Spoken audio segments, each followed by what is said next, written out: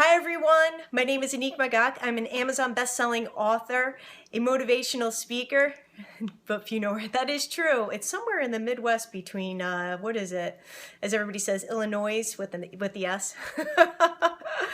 I'm also a coach, and today, hello Marilyn, welcome. If you're coming in, please let me know what your name is and where you are from. I want to talk to you guys a little bit about Clear, which is my book, and it's called Clear, How to Simplify Your Life and Live More Fearlessly. I was talking to a friend earlier, and we were talking about book clutter. And so I'm going to give you guys 2 quick tips tonight about clearing clutter in your life and how it can definitely help. I think that everybody would probably say, I've got too much going on up here, if you know what I'm saying. I'm trying to keep everything straight. I feel like I'm inundated with all sorts of emails, from visual clutter, from trying to get through Facebook, through looking at all my social media, everything. And all that type of clutter can really start to overwhelm us. And what happens when you feel overwhelmed? Well, things get a little crazy and you can't see clearly and you can't function clearly. And then you start to not do the things that you're supposed to do because you're getting sidetracked and distracted. Suffocating, yes, a very good term, because when we feel overwhelmed, suffocation is definitely a part of it. Yes, yes, Maryland, flippin', ooh, Arkansas, yay! Maryland, oh, Flippin', Arkansas, Flippin's the name of the town, correct? I thought you were kind of meaning, I'm from Flippin', Arkansas, okay. I'm trying to be PC and not swear. I do keep a PG rated cast. I'm just kidding. Thank you, Marilyn. Thank you for coming in. So I was talking to a friend earlier. Yes, awesome, in the house. I just love that flippin' name. You're gonna have me giggling the whole night. All right.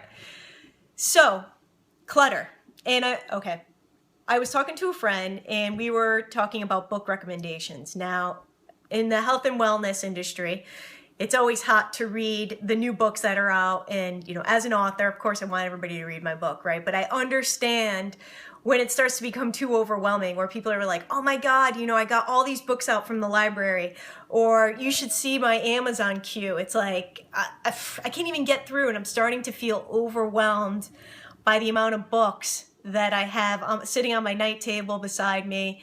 And these types of small parts of clutter are really important to take and be aware of. Now, the reason why I say this is, like, it doesn't seem that big of a deal, right? And they're just books. Like, why am I really going to worry about books in my life, that I've got this? Here's the reason why. Because when we have a pile of books or a queue of books or a queue that we are needing or wanting to go through, that is clutter. And that type of clutter means that you've got more of that somewhere else in your life.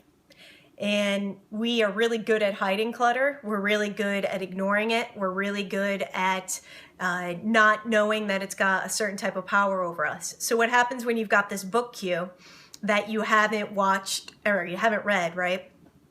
That you start to feel a little bit guilty.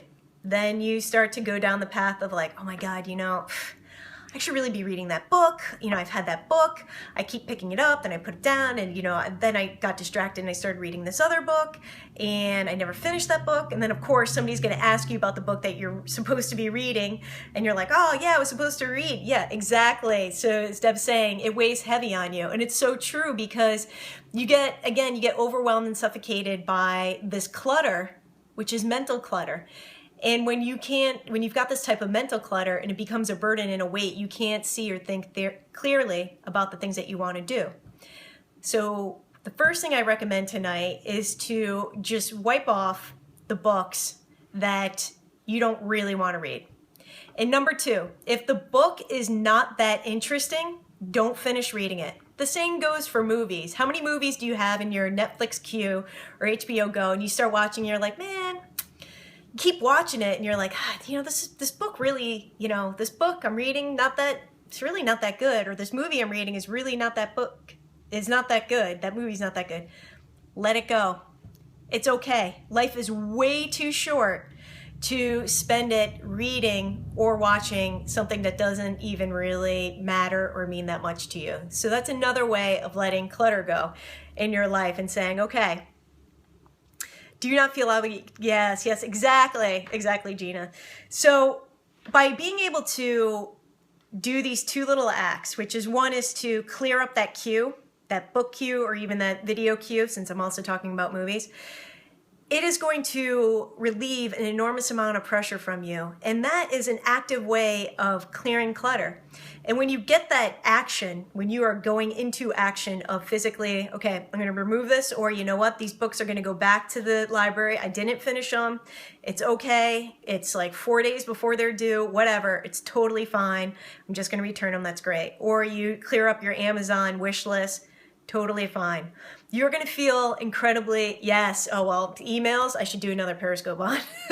But you get the gist, because this applies to the books, it applies to emails, it applies to your Facebook news feed, it applies to your video queue, all these small things that are actually small areas of our life that we keep and harbor clutter in.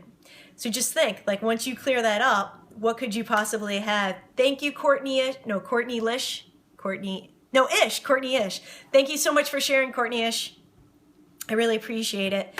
And hearts always let me know whether or not you guys like it, like what I'm saying, or agree or don't agree. It's a good indication for me, because who wants to talk and, you know, everybody's like, thank you, Courtney. Be like, I don't know what the hell this lady's talking about, and it doesn't relate at all to me. So thank you for the hearts and also for the comments and sharing. Super cool. And also, I always feel free whenever I do a Periscope is for you guys to talk to each other, because that's what I love the most about this format, is that you guys can also make connections, and it's about building our community together, learning together, and becoming better people together. So thumbs up. And that's what I'm going to do. I'm going to keep it totally short tonight for you guys, which I pretty much always do. But today, this week, clear the list. Clear the list, people. You don't need that. You don't need that clutter in your life. It's going to give you some time back. It's going to give you back some mental space, and I guarantee you it's going to be a great way. We don't have closets to put anything anyway. Yeah, donate those books. Oh, so here, yes. Okay, Gina, so you're bringing up a really good point. My library locally, it is all clutter. Ooh, well, I got a book for you to read about that. Oh, which leads me to, if you want to check out the first chapter of my book, it's in my Periscope bio, and it's AnnickMagac.com/free clear chapter. And the book is about aligning your environment to become successful and to reach your goals, which inevitably is clearing clutter, both physically and mentally, out of your life. And that obviously is a big part of my life and what I speak and talk about. So the books, my library loves when I bring books, and I've even, over the years, I've collected a bunch of art books, and I have found out that, like, I'll bring them to my library. Sometimes I'll try to sell that kind of stuff on eBay, but if I don't really want the hassle and I just need to move on, which most of us really do, it's like, again, clutter is overwhelming. So what's the easiest way to deal with it and get rid of it? And donating books is super awesome. Every time I bring books to my library, they're incredibly grateful. Yes, that's true. They can sell it. And I found out, so this is what I was getting at with the art book thing, that it ends up that the library system where I live, which is in upstate New York, is a library system. It shares with a bunch of the county's libraries in the different towns, so they share books. It ends up that each library has a specific collection that they're known for. So for instance, one town has all the art books. Another town is really well known for their cookbooks. Who knew? How awesome is that? So I learn things every day. And donating the books, the other place too is that actually some used bookstores do like you to donate books as well, or they'll get rid of it. And there's also, I guess, a lot of kids' schools also have the book swaps, which I think is pretty cool as well.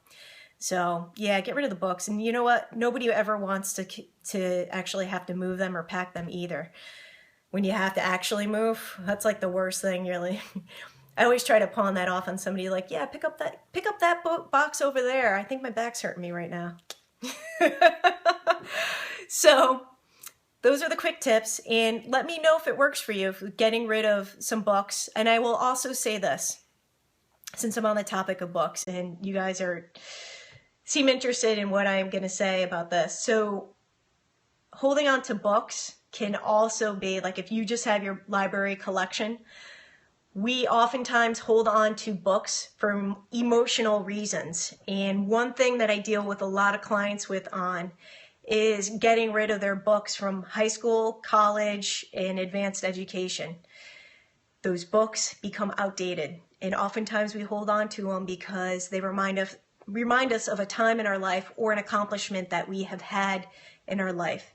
And so I highly recommend, if you are done and those books are older than 2 or 5 years, get rid of them, unless they are more novel based, because again, technology changes, the way we educate changes significantly in a very short amount of time these days, and most learning is online now. So nobody's ever gonna look at those books. Like all of the parents who say, oh, I'm saving this for my kids, maybe they'll read Moby Dick. You know what, it's not going to happen, because their teachers are going to make them buy the new version so that they're all reading from the same version so they can all refer to the same page at the same time. So it's okay. Let it go. It's all good. The world will provide. What do you mean by give them to one of those book folders? What is that, Marilyn? Can you explain a little bit what a book folder is? I'm not familiar with that term, and I'll wait a second or two. A little lag time. And I should have prepared a song to share with you guys. However, then I probably would have you guys all leave the scope. Right? One way to clear a room, Annick. One way to clear a room is just to start singing. All right. Well, maybe Marilyn. Okay, we'll see. We'll see if she comes up. Then I will. Hopefully she'll share what a book folder is. So that's it. Oh, okay. We have an artist TV fold in Hearts Military. Oh, activist fold in the Hearts Military. Oh, okay. So basically like another. Okay, artists that share. So there's probably like you're getting at, like there's different clubs that share and that you can do like a book swap with. Okay, cool. So. Do you guys have any questions for me around clutter or how to deal with books, which are the topic tonight, or even the video or the cue list? I'll give you guys a second or two to do that and see if anyone has any questions. And if you do like, I'm going to, over the next couple of weeks, I'm going to be starting to scope a little bit more. They make books into new things. Oh, I got you. All right, Marilyn, I'm with you now.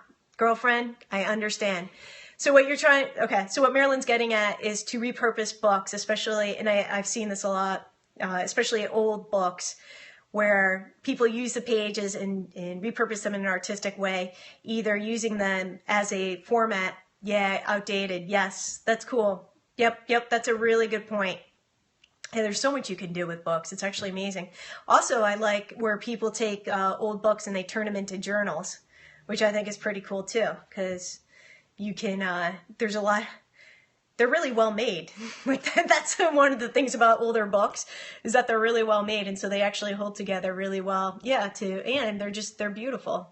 So it's cool. It's like, you get rid of clutter and you get to repurpose and they get a second life. Like I'm totally into the whole recycle, reuse. So I am going to, over the next couple of weeks, be talking about the book more and some of the ideas around it. And if you guys have any topics that you want me to talk about around health, fitness, and mindset and design in relation to cluttering and decluttering and clearing your life, please let me know. It's a hot topic, and I know that it's one that my clients struggle with a lot. And the way when I work with my clients is that I do two different things, is that I do one-on-one coaching with clients, and we work holistically about aligning their environment with their health and their wellness. And I also work with clients on a more one-on-one consultation where we actually go into their room like we're doing a live broadcast now, but I would be able to see you guys. And I would go in with you virtually into your environment, and we would actually work together on a personal space that you guys have and work about how do you want that environment to reflect who you are, who you want to be, and to support your life right now. So it's a really cool, I love those sessions with people, and I'm going to be talking about them more and more and more. And you know, it might be something that you guys are interested in. So you guys have an awesome night. Check out and get check out my book by reading a free chapter in the Periscope bio, and it's AnnickMagac.com/clear free chapter. And if you guys just want to drop in social media and say hello and let me know if there's any topics that you want to talk about, I'd appreciate it. You guys have an awesome night. Thank you so much for spending some time with me out of your busy day. And that's it. Thank you. Thank you, Deb. Thank you, everyone who joined in, shared, and gave me hearts. Super cool. Bye.